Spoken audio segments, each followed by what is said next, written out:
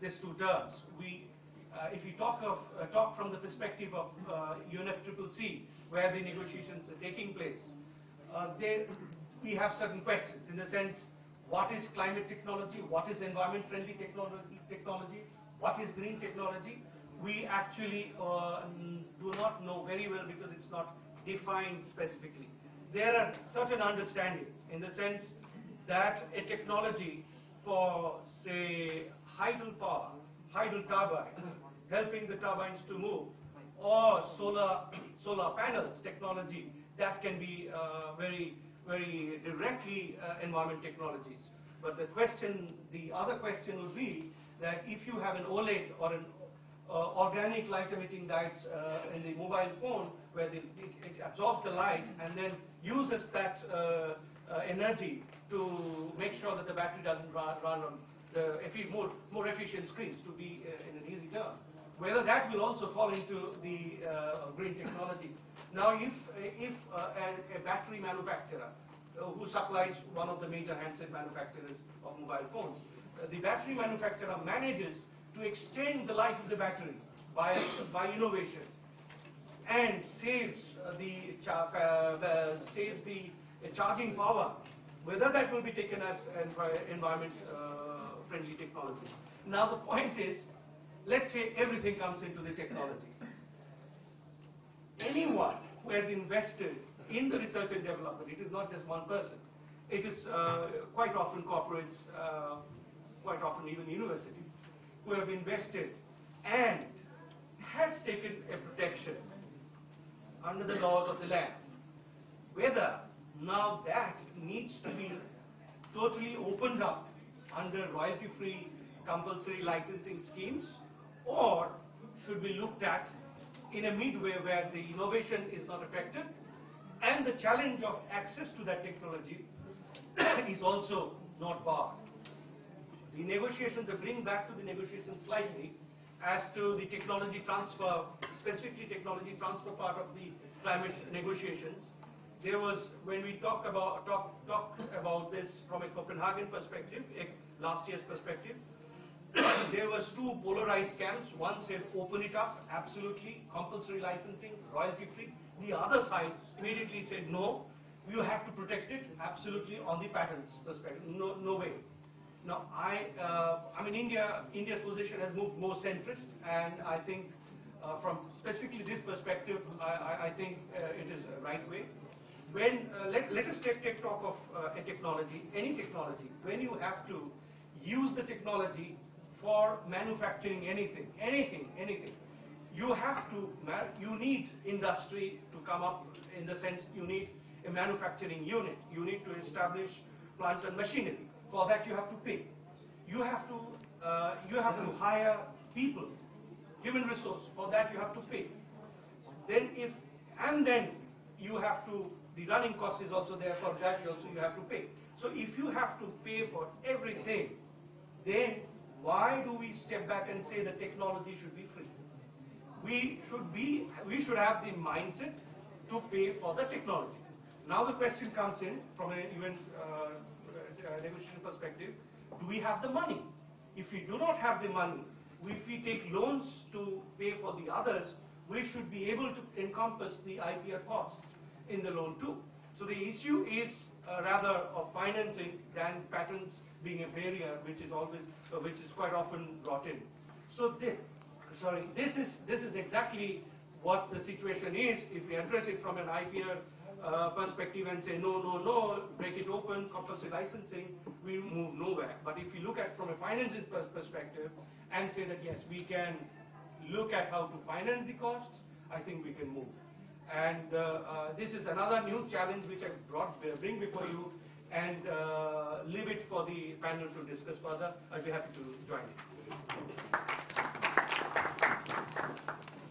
Thank you very much, Mr. Vatla and Mr. Mukherjee.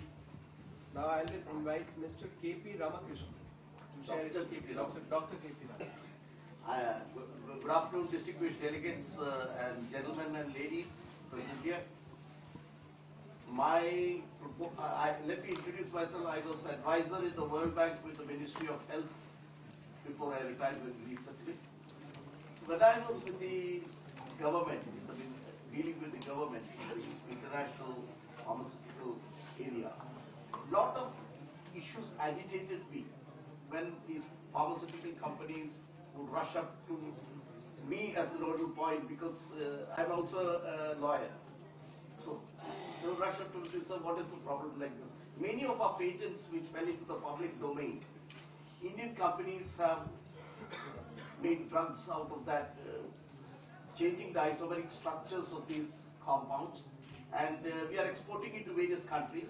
Many of our exports get waylaid by the European Union and are destroyed and captured, and we are put to penalties. Our producers are put to penalties. So the whole thing used to agitate me, and what came to my mind, and this is a rumination which I had at that time, which I'm sharing with you all in this seminar forum. We have national laws, we have international laws, we have national treaties, we have international treaties, we have multilateral treaties, we have plurilateral treaties, we have so many conventions. One doesn't know where one is violating or what is the enforceable impact of these conventions, treaties, etc. The domain is so vast that, for example, in Gillette Turbo Razor, there are about 36 patents on a Gillette Turbo Mach 3 Turbo Razor, because each and every engineering feature incorporated in the razor is protected. Now, a person manufacturing another product but using any one of that features doesn't know that he's infringing them. So this, it's not truly the, he has told about the trends, he has told about a specific sector of software. What I want to talk to is a generic approach here. We need to dismantle this kind of a plethora of multifarious legislation. Not only that, for example, in the domain of convergence, which has resulted in the internet communications and broadcasting domain, many copyrights are infringed on the internet. Yesterday I was reading in the newspaper that you have two Chinese firms called Youku and Tulu. They are providing free viewing to their viewers online of Hindi films, foreign films, English films all over the globe. And what surprised me was to read there that it is going for an IPO issue in the US, where scheduled to be much ahead of the YouTube IPO launch in America, which is an American institution. So how fast they are, and what is being done to curb this widespread piracy attempts. If all this legislation, protection rights were effective, then we should be able to curb these things. You can get a Calvin Klein fake or Versace in Delhi, in Karachi, in Guangzhou. In fact, in Guangzhou, you can get a fake Rolls Royce and a Bentley. So where is the patent protection? What if we were so, and we could insist on enforcement rights, then it leads to much to be done. What I was trying to, because I will take just 5 minutes, because that's what my learned friend told me, because I will not elaborate too much on this. We need to move to a universalization of intellectual property right regime all over the globe. For example, in India we have a copyright duration of 60 years. In USA 70 years, and somewhere else something else. In patent law we have a duration of 20 years, somewhere else something else. Why can't we move towards a universalization of intellectual copyright protection, so that enforceability mechanism and realization that infringement has happened, the detection of infringement, we don't even have any watchdog authorities to scan the environment and check whether a patent violation has taken place. India was left gasping when Rice Tech ran away with the Basmati patent. We realized later, here Basmati is being marketed as American Basmati rice in the US. Turmeric. Today yoga is patented. So somebody teaching yoga, he cannot teach any longer in India.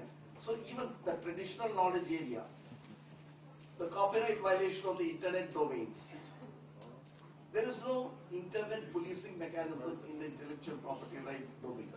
There needs to be an international internet policing mechanism to control piracy on the internet. That's become a very key issue today. Another thing which I wanted to talk was, instead of having so many treaties agreements, which I used to feel trivial, in fact I discussed with the earlier president of the World Bank when he came to India for a meeting. We need to move towards, we can have WIPO, World Intellectual Property Organization, as an apex organ, and underneath that, dismantle all the Patent Cooperation Treaty, the International Copyright Board, the National Copyright Boards, etc. And we could go into creation of an International Patent Office, an International Copyrights Office, an International Trademarks Office, an International Traditional Knowledge Authority, an International Biodiversity Authority, and under which the respective intellectual property enforcement regimes in the local area could be members, so that there would be representation there. And we could also have an international watchdog to scan environment globally and report to the different nations what kind of violation is happening. So this is my mere submission. It's only an attempt to stimulate your thinking in these out-of-the-box directions. I'm from IIT Institute of Technology, Delhi, Indian Institute of Technology. So we need to think out of the box in new dimensions, totally different from the existing framework, so that we can cogitate and arrive at a universal intellectual property rights domain. I'm informed by my friend that the time is up, so I will take this opportunity to conclude. Thank you all. Thank you, Dr. Ramakrishnan. Now I will invite Mr. Kapil Wadhwa to give some words with us. Today I'll be mainly speaking about trademarks. We've done a lot of hardcore patent area. We're now on the soft side of the IP. A bit louder. Trademarks have actually come a long way since the first Registrations Act. The initial cases used to be a giant corporation trying to stop a very small manufacturer, or there used to be counterfeiting cases. But due to the globalization of the trading industry, there has been a substantial change in the perception of trademark owners, especially with respect to the protection that they would want for their rights. Although the fundamental principles remain the same, the law has expanded considerably to keep pace with market needs and international development. The law has been amended to integrate international standards. Landmark judicial pronouncements have been codified in the present Act. The registration procedure of a trademark has been simplified. The definition of a trademark has been expanded to include sounds, smells, color combinations. But the challenge which comes up is when a concept of a trademark goes above it and forms into a brand. Traditionally, trademarks have been associated with a specific product or a service. Extensive commercialization has brought about this concept of a brand. A brand is basically a combination of various aspects. It could be the quality of the product, the service which is provided with it. It's basically an identity which is created with respect to a mark. Such aspects convey a message about that specific mark. I'll give an example. Where there's a clothing franchise, supposing the franchise might be asked not only to have its corporate logo visible in all areas of the shop, but also that a decor or the uniform worn by a staff or the manner in which the customers are treated would each adopt a corporate style about it. There is a distinction between a brand and a product and a service which is becoming less clear. The manner in which such aspects can be protected is there under passing of law, but the misrepresentation should be with respect to the imitation of one or more aspects of the brand which is being talked about. With respect to the law of registered trademarks, whether such aspects of a brand can be registered is still not possible under the present Act. But however, there are some other problems which can raise with respect to such aspects. Supposing where a trademark, the definition of trademark has been expanded to include shapes. Now, there can be an overlap of trademark rights with other IP rights.